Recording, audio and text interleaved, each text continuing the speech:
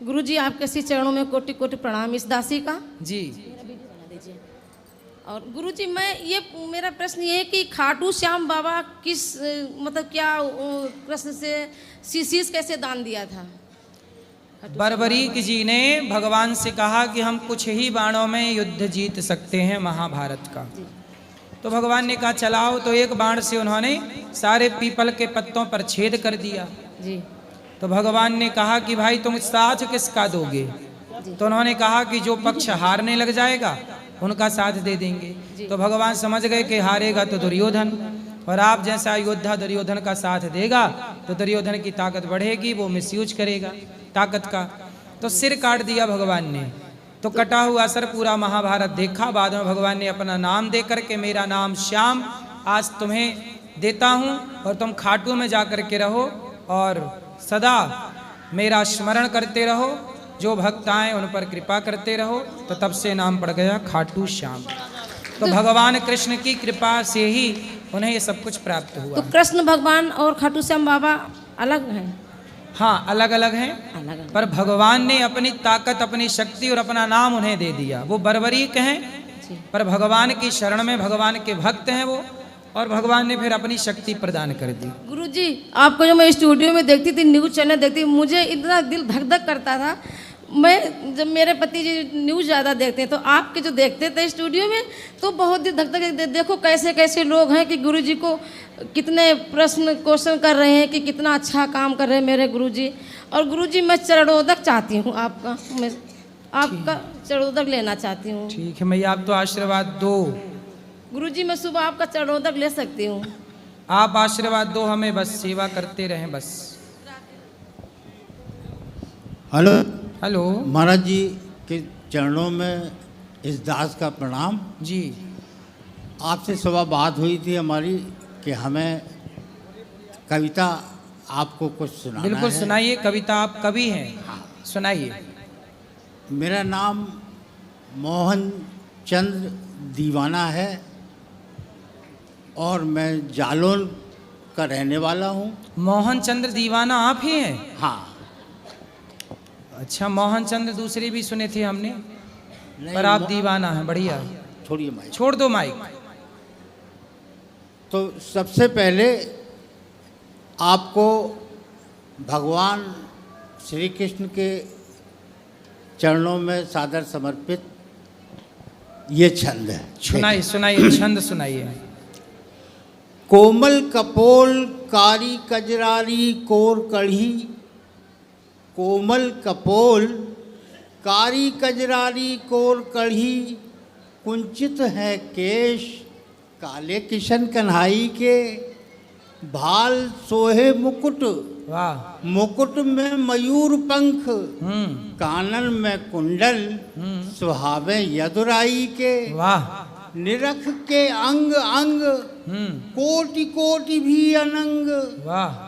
निरख के अंग अंग सुंदर। कोटि कोटि भी अनंग, नत नत जावे आगे बाकी तरुणाई के, सुंदर। ऐसे मनमोहन पे वारी वारी जाए अली, भयो है अधीन विश्व जाकी प्रभुताई के। वाह। भयो है अधीन विश्व जाकी प्रभुताई के। सुंदर। एक छंद राधा जी के चरणों में सुंदर। सादर समर्पित।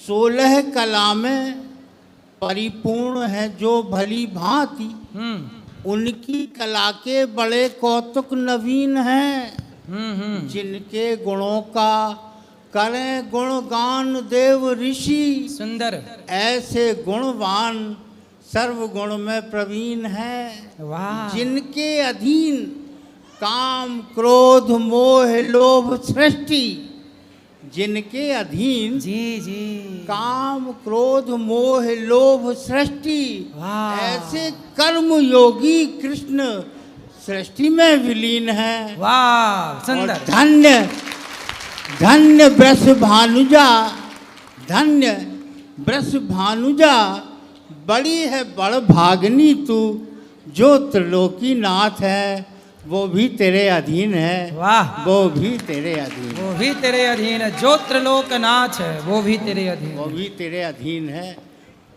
कुछ पंक्तियां अगर आज्ञा हो हाँ तो। हाँ, बहुत सुंदर सुना रहे। ये आपने लिखा है? हाँ, ये हमारा, ये आपकी रचना हुआ। बहुत बढ़िया कवि हैं आप, उच्च कोटि के। एक आध्यात्म चिंतन पे आप कुछ सुनाइए। पंक्तियां देखें। मैं ढूंढता रहा जिसे, मैं ढूंढता रहा जिसे वो आत्मा में है। वाह। मैं ढूंढता रहा जिसे वो आत्मा में है।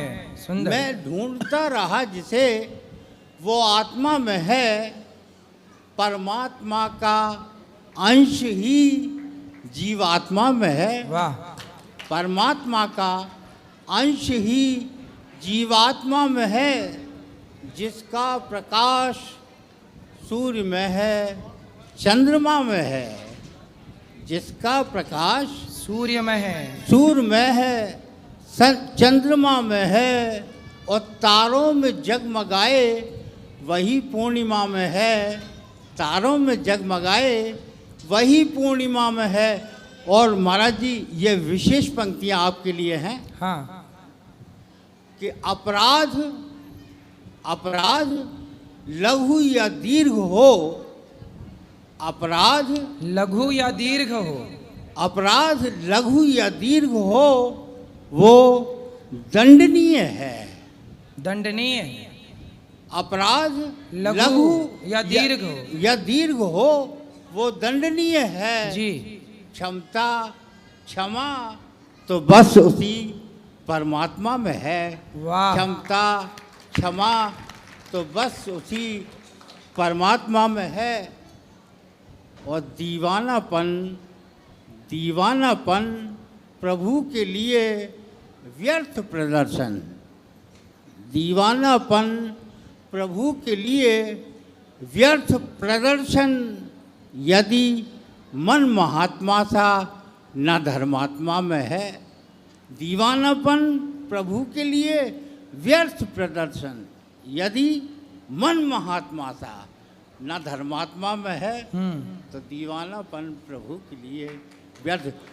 महाराज जी से एक निवेदन है हमारा कि हमें आपका नंबर चाहिए, अगर कभी भेंट। कौन सा नंबर? आपका मोबाइल नंबर। मोबाइल नंबर, ठीक है। ये पंडित जी अभी दे देंगे आपको नंबर। ठीक। राधे राधे गुरु जी, आपके जी। चरणों में कोटि कोटि प्रणाम। मुझे आपसे मिलने का सौभाग्य मिला। गुरु जी, मेरा एक आपसे प्रश्न है कि जो कुछ लोग बोलते हैं कि सर्प को मारना पुण्य होता है, क्या सर्प या बिच्छू को मारना पाप है कि पुण्य है? सांप और बिच्छू को मारना पाप है कि पुण्य है, ये सवाल है आपका? जी। तो आप क्या समझते हैं, सांप बिच्छू को मारना आपके हिसाब से क्या है, पाप की पुण्य?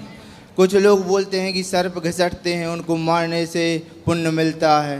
कौन बोलता है? कुछ लोग बोलते हैं कि तो वो बोले तुम भी परेशान हो, तुम्हें भी मार दें क्या? बोले तुम भी परेशान हो, घिसट रहे हो, जिंदगी बोझा ढो रहे हो, बोले तुम्हें भी मुक्त करूं क्या? जी सर।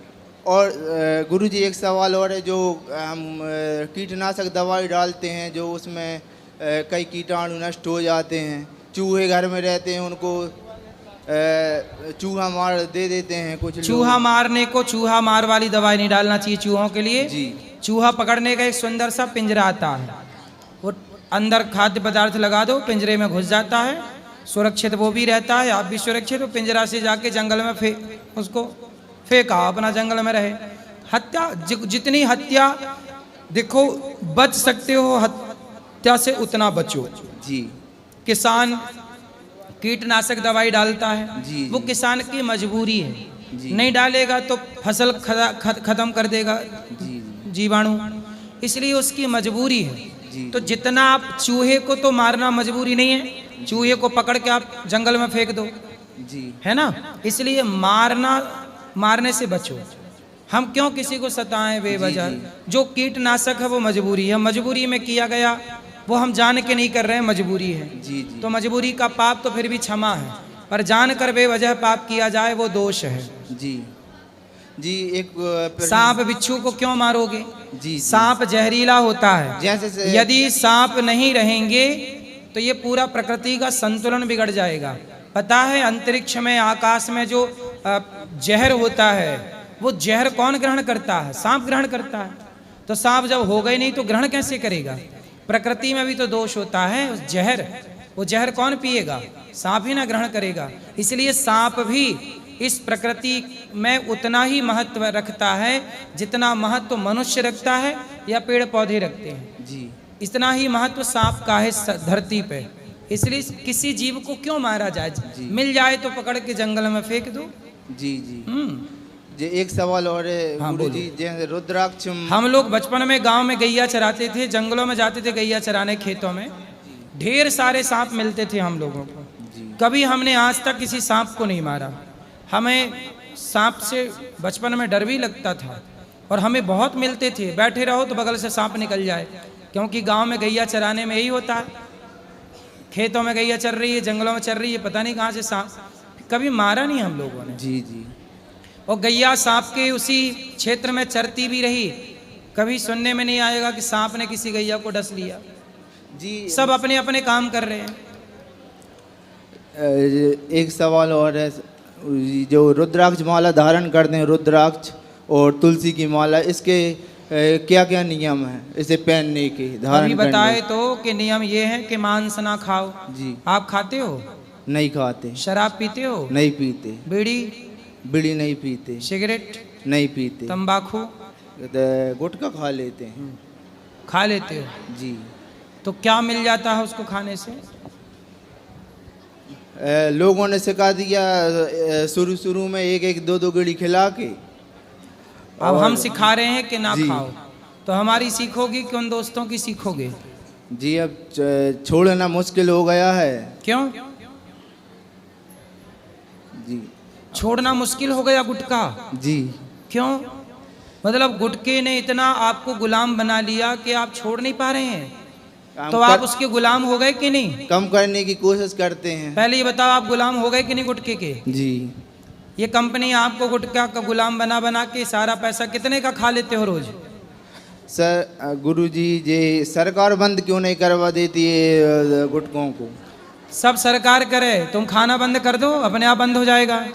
खाना बंद करने वाले, यदि गुटखा खाने वाले ही न रहें तो अपने आप बंद हो जाएगा। ये बताओ कि आपको कितने रुपए का खा लेते हो?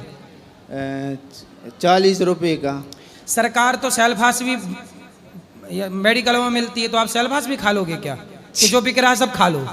जी जी जी भाई बिक तो सेल्फास भी रही है ना, जहर भी तो बिक रहा है। आप कह रहे गुटखा बिक रहा है तो खा रहे हैं, भाई बिक तो सेल्फास भी रही है। जी जी तो जो बिकेगा सब खा जाओगे? जी जी क्या जी? छोड़ने की कोशिश करेंगे गुरुजी गुटखा को। कब छोड़ोगे? जब आपकी कृपा होगी। अरे हम तो कह रहे हैं अभी छोड़ दो। जी जी कोशिश करेंगे गुटखा छोड़ने की। शादी हो गई?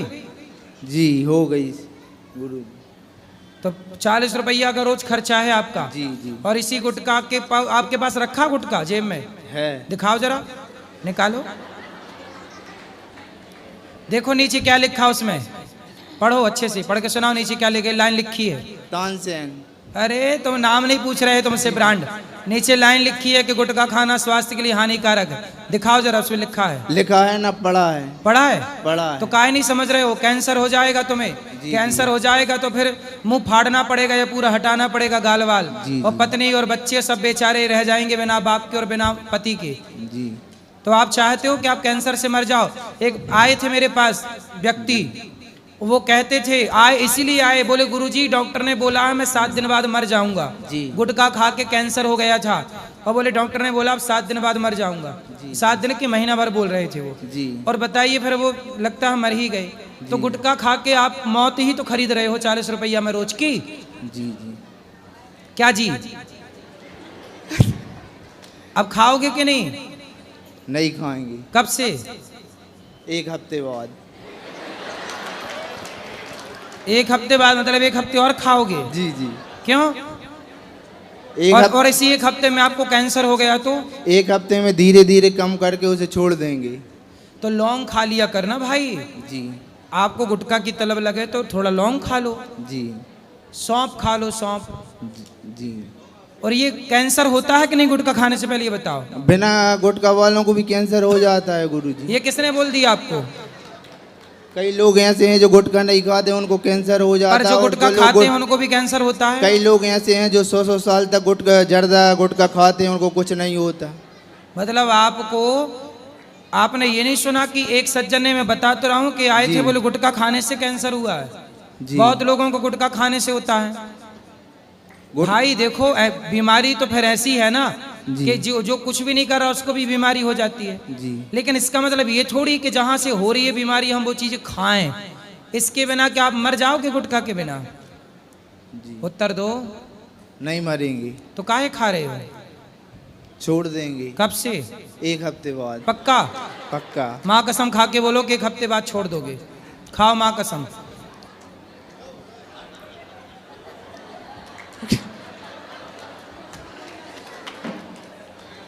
कोई फायदा है इसको खाने से? नहीं है गुरुजी।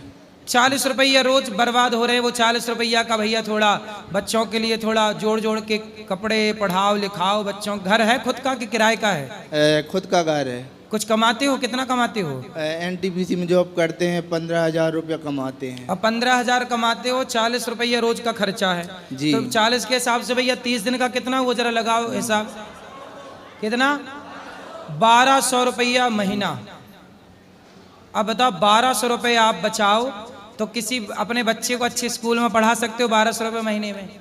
मतलब क्यों? 1200 रुपये महीने का भी स्कूल मिलता है ना बाजार में, अच्छा बढ़िया मिल जाएगा। और वो देखो आप 1200 दे के आप खरीद क्या रहे हो अपने लिए? कैंसर। जी। तो अब मुझे माँ कसम खा के बोलो कि 1 हफ्ते बाद नहीं खाओगे गुटखा। गुरुजी कसम मत खिलवाओ, गुटखा छोड़ देंगे। अगली बार आएंगे ना तो गुटखा छोड़ देंगे। अरे तो मानो हर बार आओ पर माँ कसम खा के बोलो कि नहीं खाओगे। आप तो खुद बोले हो ना कि मुझे 1 हफ्ते का समय दो, तो मैं 1 हफ्ते बाद ही तो बोल रहा हूँ। 1 हफ्ते तक तुम्हारा जितना जी करे खाना, पर माँ कसम खा के बोलो कि 1 हफ्ते बाद नहीं खाऊंगा। गुरुजी सॉरी। काहे सॉरी? पहले ना हो रही, पहले ना हो रही। हमारा ये इतना समय तुमने खा लिया, गुटखा भी खा लिया, हमारा समय भी खा लिया और माँ कसम भी नहीं खा रहे हो। गुरुजी जल्दी खाओ माँ कसम। हमारा समय खा लिया तुमने इतना सारा, जल्दी खाओ माँ कसम के नहीं खाएंगे गुटखा।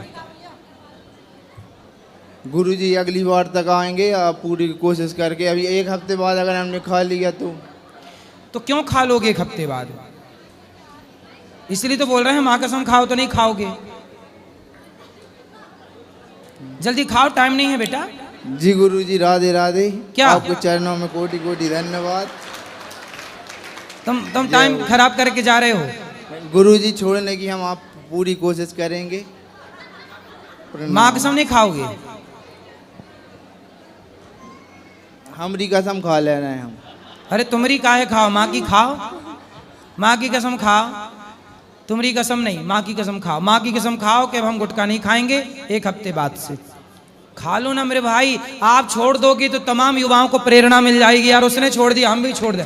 1 कदम हम अच्छाई की ओर बढ़ा रहे हैं आपको और आप 1 कदम बुराई की ओर जा रहे हो। आप बताओ हम आपके लिए अच्छा कह रहे हैं कि बुरा कह रहे हैं? आप बिल्कुल 100% सही कह रहे हैं। फिर हम आपको 1 कदम अच्छाई की ओर ले जाना चाहते हैं और आप 1 कदम रिवर्स बुराई की ओर जा रहे हो। जी जी। तो खाओ माँ कसम के नहीं खाओगे? जी जी। क्या जी क्या जी? माँ कसम खा के बोलो गुटखा नहीं खाएंगे।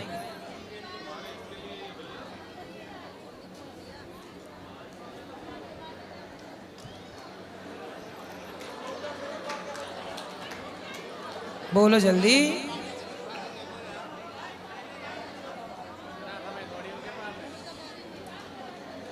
बोलो। गुरुजी।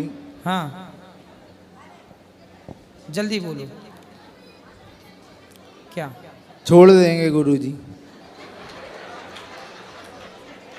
कब छोड़ोगे? अगली बार तक यहाँ आएंगे, छोड़ के आएंगे, नहीं तो नहीं आएंगे। अरे तुम आओगे नहीं, फिर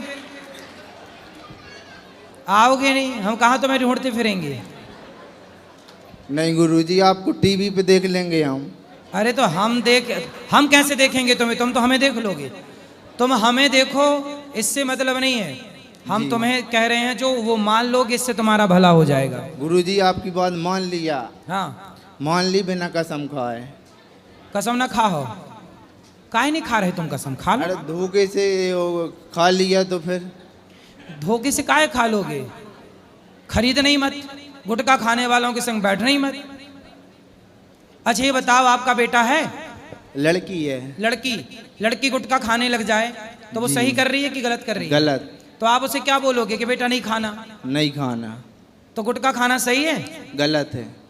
तो फिर आप क्यों खा रहे हो जब गलत है? तो ऐसे में आपकी बेटी खाने लग जाएगी कि बाप खा रहा है, कल को आपका बेटा होगा, बेटा भी खाएगा कि भाई बाप तो गुटखा खाता, मैं शराब भी पीऊंगा। कल तुम्हारे बच्चे बिगड़ गए तो तुम जिम्मेदार होगे। बाद में मत कहना किसी ने समझाया नहीं, हम समझा रहे हैं, तुम मानने को तैयार नहीं हो, फिर बिगड़ जाए औलाद तो ना बोलना। गुरुजी ना घर पे लड़की है ना पत्नी है, हैं? ना लड़की है ना पत्नी है। किसकी? हमारी। अभी तो कह रहे थे शादी हो गई। तो शादी हो गई लेकिन है नहीं है, शादी होना या ना होना एक ही बात। तो पत्नी कहाँ रह रही है? मायके में। तो तुम गुटखा खा तो इसलिए तो भाग गई? कही तो थी उसने छोड़ दो, तुम नहीं छोड़ी तो भाग गई। उसने रोका था ना तुम्हें गुटखा खाने से? नहीं रोका। तो हम रोक रहे हैं। वो खुद खाती है। तो तुमने सिखा दिया होगा उसको खाना। हमने नहीं सिखाया गुरुजी। जब शादी होके आई थी तब खाती हुई आई थी कि पहले बाद में खाना सीखी नहीं है? खाती नहीं। खाती थी। हाँ। तो वो खा रही है तो तुम भी खा रहे हो। तुम छोड़ो तो वो भी छोड़ देगी। अब तुम तो कोशिश करो, अब तुम नहीं छोड़ो तो पत्नी कैसे छोड़ेगी? तुम छोड़ दोगे तो बोल देना कि देखो हमने छोड़ दिया, अब तुम छोड़ो, छोड़ देगी वो। जी। कोई तो सुधरे जी। कि वो बिगड़ी है तो मैं भी बिगड़ जाऊं। तो पत्नी आपके साथ नहीं रहती? नहीं रहती। क्यों नहीं रहती? वो उनके मम्मी पापा ने बढ़ावा ज़्यादा दे रहे हैं कुछ उनको। कई बार समझा भी दिया है पर मानने को तैयार क्या? नहीं है। आप क्या कर, मतलब पत्नी आपके साथ क्यों नहीं रहना चाहती? क्या दिक्कत है? क्या बोलती है?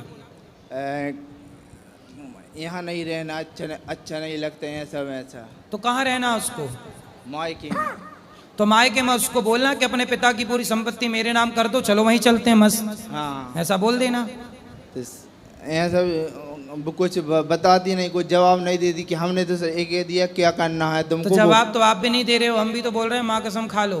कहाँ तुम खा रहे हो? जवाब तुम भी नहीं दे रहे हो। तो जैसे तुम वैसी तुम्हारी पत्नी, जैसे को तैसा। चलो अब पत्नी को जाके सॉरी बोलना और लेके आना अच्छे से। लड़ाई तो नहीं करती पत्नी से? नहीं करते। मारते तो नहीं हो? नहीं मारते। डांटते हो?